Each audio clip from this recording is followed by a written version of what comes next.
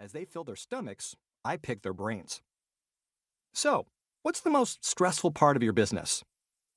They responded in unison, like a Greek chorus. Employees. I had anticipated this answer because that's what I always get, but I asked them to expound. We just can't find anyone. They don't show up for interviews.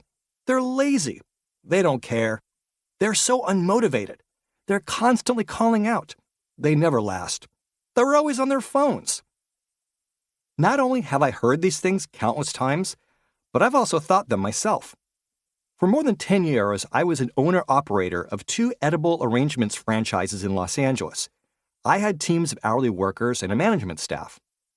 I had been working full-time as a motivational speaker for 13 years before opening my first location, and that gave me a false sense of confidence.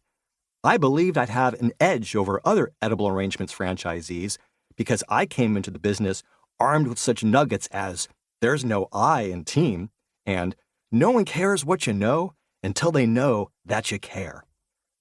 I'd read countless books on leadership and regurgitated their theories on stage. The problem was that my employees hadn't read those books. They didn't know how they were supposed to respond to my brilliant Jedi leadership tactics, and the cliches didn't land as I expected. There's no I in team.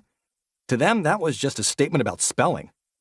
When I talked about how together everyone achieves more, team, their eyes glazed over. I tried brainstorming a list of company values with them. Are these the rules? One asked. I explained our opportunity to do something meaningful, to be part of something great. Another hand went up. Do we have to punch out when we take breaks?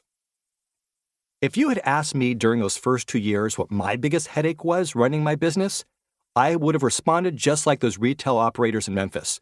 It was my employees. Despite my determination to be a great boss, some of them ghosted me. Others stole from me. One of the first team members we fired had been calling ahead for others to punch her in when she was running late. Another called out on Valentine's Day, our busiest day, because she had to help her grandmother move. I once checked the surveillance cameras on my phone and found my assistant manager doing an employee's hair. A few succumbed to drug addiction. Several great employees left to make an extra dollar per hour at a business down the street. Many just moved slowly, repeated their mistakes, and topped out at mediocre. I did everything I could to help my employees succeed. I paid them fairly, I bought them food, I rewarded them with gift cards and praise. I clarified my expectations. I gave them additional training and second chances. I was the cool boss I always wanted when I was an hourly worker. I tried to make our workplace feel like a family. I also tried playing the tough boss. I wrote people up and came down hard. I let them know in no uncertain terms when they weren't working as they should. Good cop, bad cop, tender, tough, none of it made a difference. My business was a total shift show. It was as if everything I'd ever learned about leadership was wrong. These people were immune to my tactics.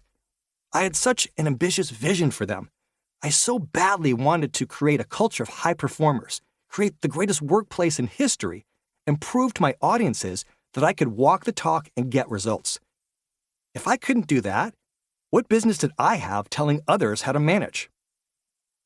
I also wanted to make money. I took out a big loan against my house to open that first store. I begged my wife to trust me that this was a good investment. But I had no intention of giving up professional speaking, and that entails traveling. I had to build a team I could trust to run things while I was away. I was struggling with the same issues I was paid to discuss on stage. Years of sharing my messages with audiences had conditioned me to think positively and believe in human potential. But these real-world experiences were shaking me to my core. I was becoming cynical. It was stressful enough dealing with employees, but this was calling into question my entire life's work. I felt like a fraud. I started looking through some of the leadership books I'd collected over the years, searching for answers. As I thumbed through them, I realized something that hadn't occurred to me during my first readings of them. Most discussed leadership in large organizations. The employees they referenced were full-time and career-bound.